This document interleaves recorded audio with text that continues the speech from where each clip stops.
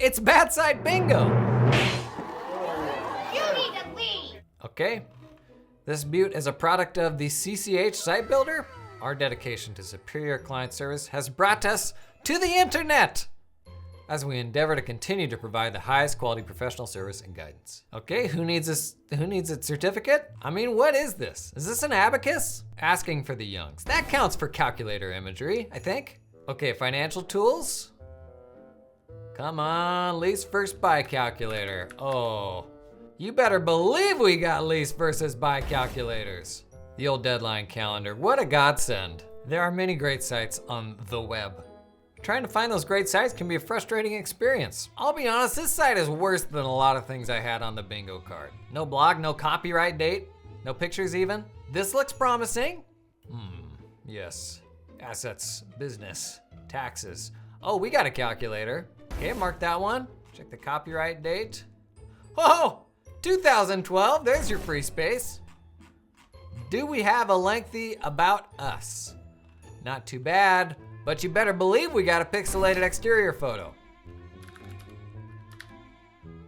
Look at this, we got a peace of mind. We're so close. All we need is volunteer work now. Abe is an active volunteer in the community.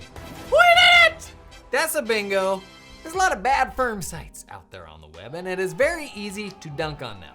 But what makes a great site? More than just looking cool, what's gonna broadcast what you do in an effective way? Let's talk about it. Here are 6 things that your firm needs that it probably doesn't have. Number 1, a unique selling proposition. Who are you for? Who is that very specific person that your firm is set up for? They need to be punched in the face with this the moment they get to the website. Most websites are like, they'll do anything and everything for anybody with this scarcity mindset of like they're afraid of pushing people away, I guess, when actually the opposite is true. When you have messaging that is for nobody, it attracts nobody. And the result is you end up with this wide filter of people who will trickle through with very low enthusiasm. When what you want is very specific messaging, a tight filter where people come shooting through with a high level of enthusiasm because they can't imagine working for anybody else because what you do is so specific to them. So this USP, how do we create our own USP? Basically 2 sides of it. It needs to be built around a specific pain and a specific client avatar. So the pain that you solve for like what type of person? Let's start with that avatar first. I've used the example of creative agencies before. Let's use busy owners of $1 million+ creative agencies. That is your avatar. So your USP will say for that type of person. But what are the pains that these people feel? And I would encourage you to get more specific than tax or accounting. For these folks, maybe it's the cash demands of running large long-term projects. Maybe they don't want to have to run an accounting back office themselves, or they don't have good enough information to determine which projects are profitable. So potential USPs here. We run the back office for busy $1 million+ creative agency owners, or we de-stress cash management, or we demystify project profitability. You want to nail that down to a super specific individual, and these USPs, these little short statements, are actually getting even more important now that acquisition happens on social media more so than our websites. Where people find you these days is more likely going to be social media. So if you think about like that one little one-liner you can have on LinkedIn that is a statement about what you do. You can say, I'm a CPA. Or you can say, I solve this very specific pain for this specific type of person. That is much, much better. Now, a litmus test I use for that specificity is, imagine you are walking through a bookstore. You have books absolutely everywhere. So many books. Isn't it a lot? And then you see it sitting on the shelf over there. It is a book that is so specific to you that you stop dead in your tracks, skirt, and you grab it off the shelf because like this was written for you, right? That is the level of specificity that we're looking for here. And anything less makes it really hard to get people's attention. I'm telling you, once you go specific, you will never go back. Because we aren't just looking for our next client. We are looking for a better client. The client who will pay you more money to do the thing that you already do. The client you could bring in at 2x the fees and drop 2 or 3 legacy projects for that one project. Now, tomorrow on my podcast, we're actually doing a deep dive on this specificity and give you a whole bunch of ways to ideate around what USP makes sense for your firm, distill it down into a single statement. You can grab that one on a podcast player or here on YouTube. Okay, number 2, Filtering. Man, most people still have just like a vanilla contact form on their website that doesn't do any form of filtering. And the result is you can be like, wow, we got 200 leads last month and they were all piping hot. And price, let me get out ahead of you there. Price is not a filter. We're actually gonna talk about that last, why I think we get the pricing thing totally wrong on our sites. But there's a number of much better ways that we can filter leads on our site before I have to like do the research on them. And the bare minimum here is on your contact form, asking for a couple demographics that will help you determine if they align with your USP or not. Are they the type of person that I'm suited to help? If I'm not asking industry, creative agency, size, million plus, then I'm wasting my time probably with a bunch of folks who aren't a great fit for me. Now you can do other stuff like paid consults, but most important is that you're capturing some sort of context to tell you more about who this company is. But I would actually argue this really ought to be the job of our website copy. If I say that I'm great for these creative agency owners, I'm not gonna be getting like taxidermists coming through my contact form, right? So if you are getting a whole ton of leads that are not great fits, ask yourself why. It may be because your copy isn't specific enough. Number 3, be human.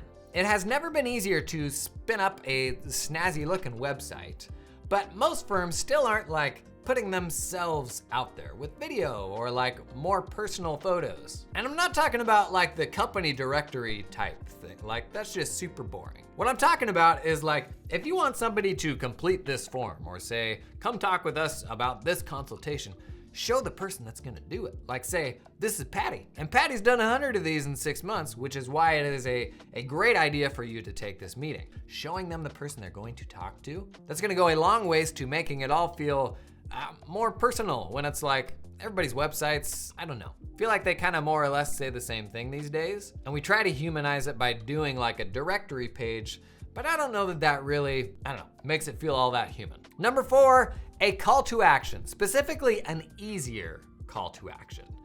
Because usually that call to action is like, I'm ready to marry a new accountant. But we could take like 10 steps back from that and get our fingers into people in a more meaningful way before they get to that step. So for example, you have 100 people come to your site.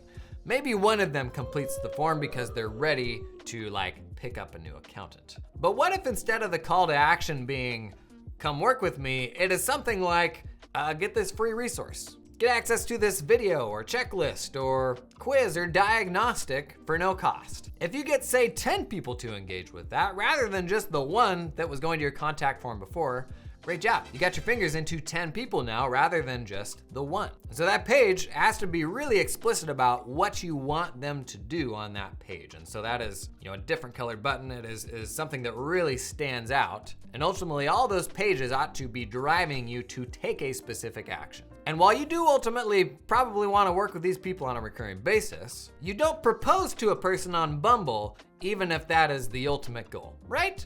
You start with something a little more straightforward. And by that, I mean a date, to be clear. Okay, number 5, I'm actually hot on this one. Visualization. If your accounting firm really is different, prove it. Like show how that experience is different. I'm gonna give you an example with today's sponsor, Settle. So let's say I pull in an app like Settle for managing bill pay. I'm gonna centralize all that accounts payable stuff so that everybody can see what's happening in a single place. Now Settle also gives you like a centralized platform for all of your spend management to not only help you manage bills, but see like where is all of our cash going to. Ever had a client ask that question? Now in Settle, everything's gonna sync nicely back to the accounting system so you don't have like multiple systems that you are juggling. Unlike other bill pay solutions, Settle specifically will let you do purchase orders, give you your own dedicated support person, and even goes as far as inventory line item tracking. But the thing that's probably most interesting to me is they also have a built-in capital solution. And this is something that more firms now are getting involved in, is having like a preferred go-to capital solution for working capital, line of credit type stuff. And it totally makes sense, like in line with those cash management services, right? So you got bill pay, you got over the top kind of spend management, but then you've also got working capital. All that stuff folds in really nicely to like a cash management offering. And with Settle, like you can show, like here's a really modern looking way to do this. Literally like stick screenshots on your website, like show them how this is fundamentally better. Now, if you're interested in Settle, check out the link in the video description.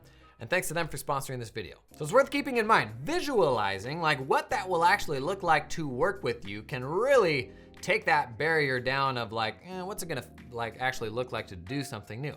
Like, do you have a sick client portal or super slick native app, like mobile app, that they can use to exchange information with you or see the status of projects? If that's important to them and their current provider doesn't do it, man, something as simple as that little screenshot is gonna make a big difference. Now last, and this is a biggie, pricing. You should have pricing on your website, right?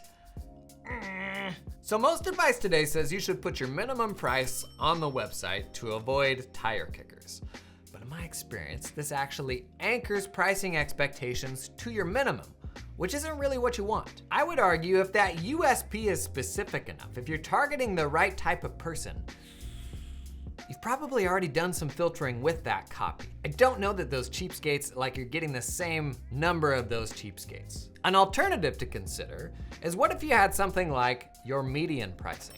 So most of the agencies we work with generate around $2 million a year and pay us, I don't know, $3,000 to $5,000 a month to manage their back office. Something like that, where you're not anchoring to the bottom. This feels like a better, more transparent way to get the pricing out there, but to be completely honest with you, I wouldn't do that either. Because what I'd actually do is start every new client relationship with a paid discovery project that tells me whether I actually want to work with them, and probably gets them in the door at like 2x the price they would have otherwise, because I just dazzled them with this initial project. And we talked about how to nail that in this video right up here. How's that for a call to action? You like that?